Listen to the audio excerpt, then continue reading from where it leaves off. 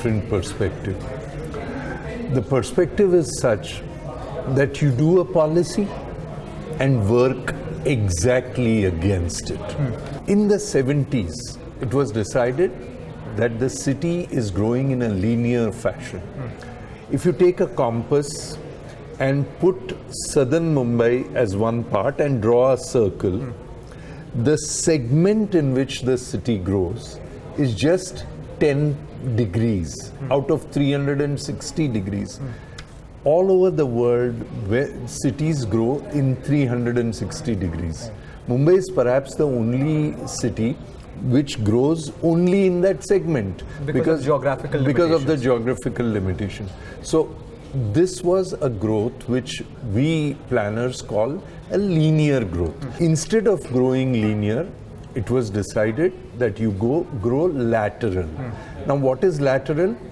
Beyond the Thane Creek was the entire place which is now called Navi Mumbai. So you grow there and create links. So the growth of a city, the natural growth which was happening towards either Ahmedabad or Nasik on one side, was planned to be growing there. Now what would be the essential ingredients? Number one, no more commercialization of South Mumbai. Yes. Number two, shifting of all major commercial establishment from South Mumbai to the hinterland. What do you do in implementation? What you do is you take exactly what can the most opposite be. The most opposite is, this is a triangle with Dahisar on one side, Mulund on the other, and South Mumbai on the other.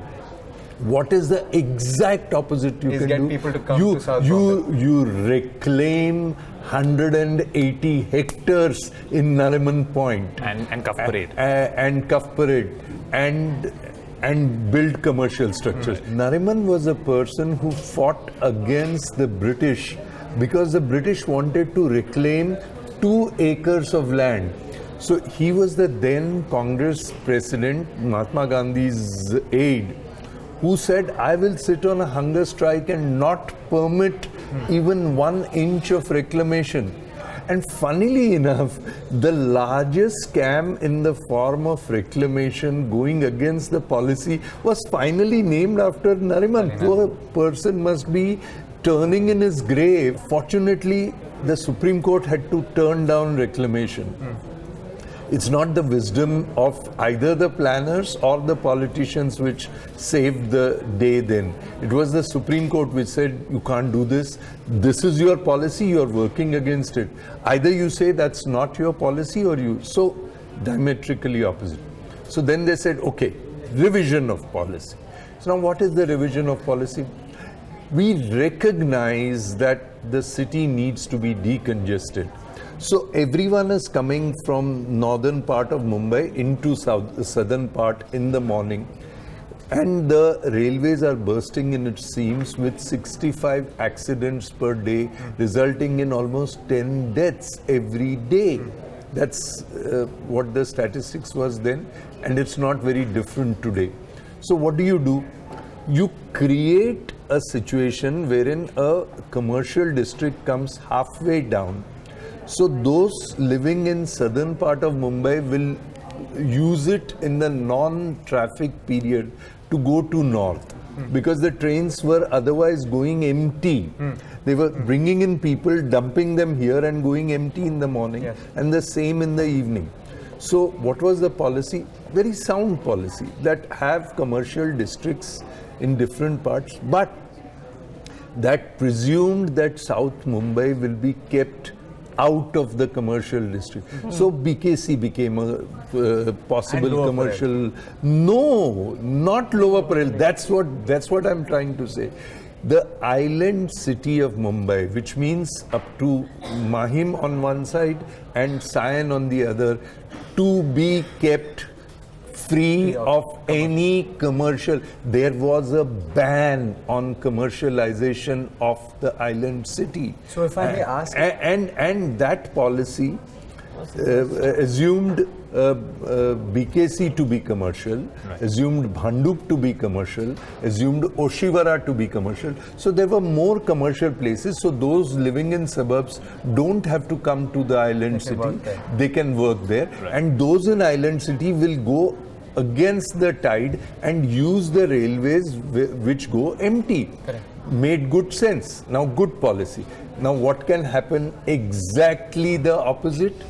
That ban on commercialization in island city, banged, bring in 900 acres of commercial in the form of mill. So every policy which people who think about the city bring, and then in its wisdom government accepts and agrees on and does exactly the opposite. That's what has been happening. Obviously, you've explained this entire overarching theme of a contradiction of policy, but then if we're talking about Lower Parel per se, that's another example of a complete contradiction of policy. You had the mill land that was initially intended for commercial purposes. When the mill owners said this is unviable. No, it wasn't. It was never meant for commercial purposes. That's the thing. Okay. Mill lands belonged to private individuals 150 years ago. The then British government acquired it from the private individuals. There have been case studies wherein the then owners went to the court saying that our rights are being taken away by the British. The courts held that these places will provide employment. The city will grow around these places. The port will grow around these places, and it is for public good, because at least 250,000 people will get jobs. Yes. And that is why these were not commercial.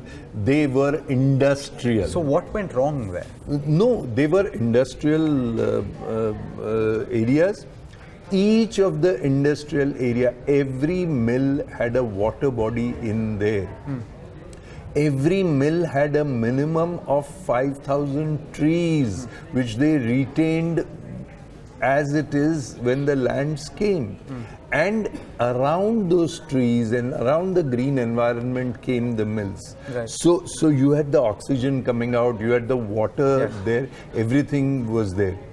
Over a period of years, when the Chinese started making artificial cloth, so for the natural textile made out of cotton, it became unviable. It became a bit unviable. It could have been made viable had it been modernized. Yes. But the money from the mill was drawn and siphoned off, never used back in the mills. So all the profits from the mills were treated as ill-gotten wealth and taken away, not just out of the mills, but also out of the country in many cases. And the mills were deliberately starved and strangulated. The only word that describes the whole mill area is a process of strangulation. If we're talking about the issue of the mill land and the use of the mill land and the initial plan, from my understanding, of taking 1/3 of the land that was supposed to be sold at that point, allowed by the Maharashtra government, 1/3 of that was supposed to be used for urban housing, 1/3 of that was supposed to be used for civic amenities, and 1/3 could be retained by the mill owners. But that was turned on its head in 2001. No, again, sorry. Go ahead. No, so this 1/3, 1/3, 1/3 plan was also something which was agreed upon as a negotiation. Because the first claim, I think, which was made by Charles Correa and an alternate plan which was proposed was, how do we give back all of this land to the public purpose itself? Right? And here, this 1/3, 1/3, 1/3, you have to understand, is itself a different kind of a negotiation. So before we'll continue that conversation, but Ayush, you've got another map for us. No, I'm saying, even considering the first map, we couldn't pull it out in exact detail. And whilst, Sir was mentioning some of those interesting things about the history of this mill land, look at what it's become right now, right? And if we were actually whilst he was actually explaining it, I found it fascinating. There's nearly, 20 of those red dots? 18. And nearly 18 of them, and we've not even covered, ma'am, we've not covered what's on the other side. Bombay Dyeing, Shakti Mills. This is only Lower Parel, Elphinstone Road. Do you know that what constitutes part of the mill lands today was the headquarters of British India? Absolutely. And the governor lived here in Parel. There was no governor house in Malabar Hills. So, that points to a bigger problem. If all of this was, over the years modernized, it wasn't envisioned hundreds of years ago to be, malls and complexes or shopping areas or commercial places. Obviously, That's where the not planning just went that, wrong. but On it the is- contrary, the land, when it was taken, there were undertakings given to the court then saying that if for any reason the mill owners don't want to use it for the purpose, they shall hand it over back to the government.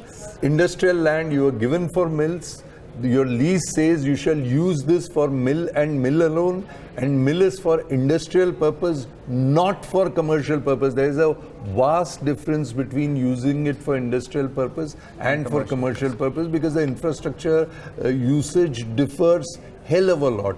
Then the government should have said, okay, this is the lease terms, you're not following the lease terms, thank you very much. We get the money Reclaim the back. land.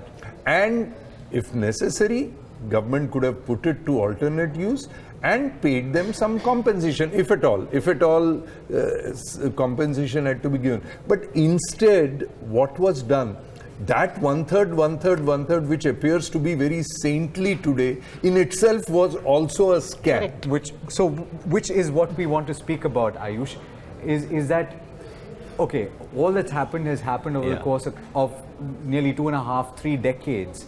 But where we stand right now is the most important part. Can we do something from this? And before we get to that, just since we started off, and let's be honest, we've all woken up after what happened at Kamla Mills, and that's a case in point. If we actually could pull up, what Kamla Mills looks like, it's exactly this.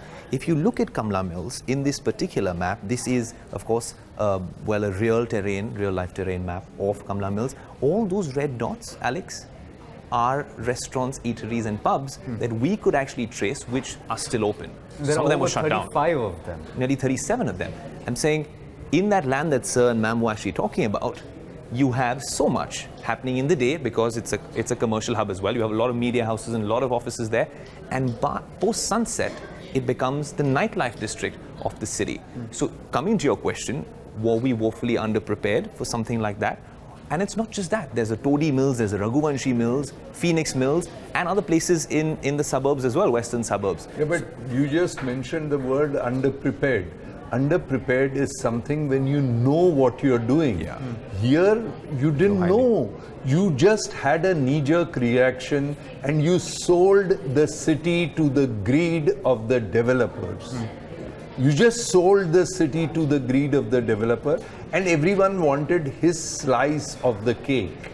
So the media got their slice of cake, everybody got their slice of cake, and no one wanted to admit, but everyone wanted space, and this was the space that was available. Getting space in BKC would have been difficult because that was owned by the government. Here you could pay in cash, a lot of black money could change hand, you could do what you want, and it was the biggest scam of the century. So we're talking about 2018, where we stand today. Yep. Is this all water under the bridge, or rather the baby thrown away with the bath water, or is there something that can really be done? Is there perhaps a modern day solution which we can come up with, saying, okay, this is the problem. It's culminated over years. It's exacerbated with what's happened over the last few years with urbanization and industrialization. But is there a solution now using perhaps some modern means? The question is, for the solution, you need to first finalize the approach. Right. Every solution comes out of how you approach the problem. Right. Now, what is going to be your approach? What is going to be your approach of the title? The land is owned by someone, leased out by government. The leases have been terminated. Some of them don't have lease. is the government going to continue with the lease or what they are going to do? One is the issue of title. Right. Second is the issue of user. Industrial user requires X amount of infrastructure. Commercial user requires 10x or whatever. Right. So whether you're going to allocate user discriminately or just permit anything to come. That's the second. Third is you really have to take a decision with regard to what is going to happen to this area, to those who are not connected with mills at all. There are residents, this area is occupied by 580,000 people who have nothing to do with the mill land. Now, have you ever even considered that they exist? You have not. That's the third approach. The fourth is, for any planning solution, you need to assess the carrying capacity. It's a science. It's not something which I would make different and she would make different. For any area which comes up for development, you work out, this is the area, this is the infrastructure, work the numbers, what is the carrying capacity? We have been trained to work out carrying capacities of various areas. So you have to work out a carrying capacity. Your infrastructure in these is lower. The carrying capacity infrastructure is not. So then you augment the infrastructure, bring it at least at par, and then go further and create additional infrastructure, making people's life easier. I wanted to add a couple of points to what he said, because these are very critical points. And I think one of the things is that definitely there has to be a review of all the upcoming projects, okay, which are coming, and there are huge ones. There are cluster redevelopment projects, there are huge, the BDD Chawl projects is right in the vicinity, and where again the density that is expected to rise is like 4 times the entire current density, right? You also have huge slum redevelopment projects again coming up in the vicinity. I was just reviewing also the disaster management plan of this entire area, and I find that, for example, fires, the extreme narrowness of roads in relation to the kind of uses which are coming up don't even figure as possible problems in the disaster management plan. Okay, what the problems which figure in are basically waterlogging. Then there are some temporary shelters and buying of equipment. Everyone wants buying of equipment because that, you get a kickback in that. Okay. So where do we figure in and even prepare for those disasters, right? Yeah. So very clearly there is a requirement to create a master plan. So first you decide on approach. Once you take decisions on your approach, I really found your fourth one very interesting, because you said augment that infrastructure, which was one of my older questions.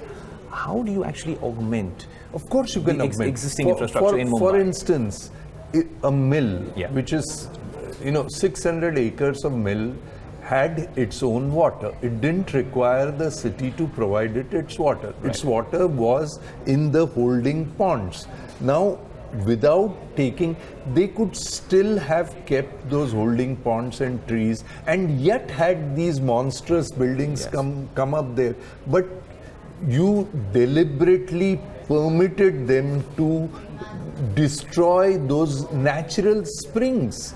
Kohinoor Mill had 37 natural springs which gave pure water. Now you destroyed all that. So what happens? Are you going to revive them? So it all depends on how you are going to approach and to what extent you are willing to go. And then once your approach is clear, from that emerges the solutions. And when the solution comes, then what Ms. Bhide said is relevant, because what happens to future development?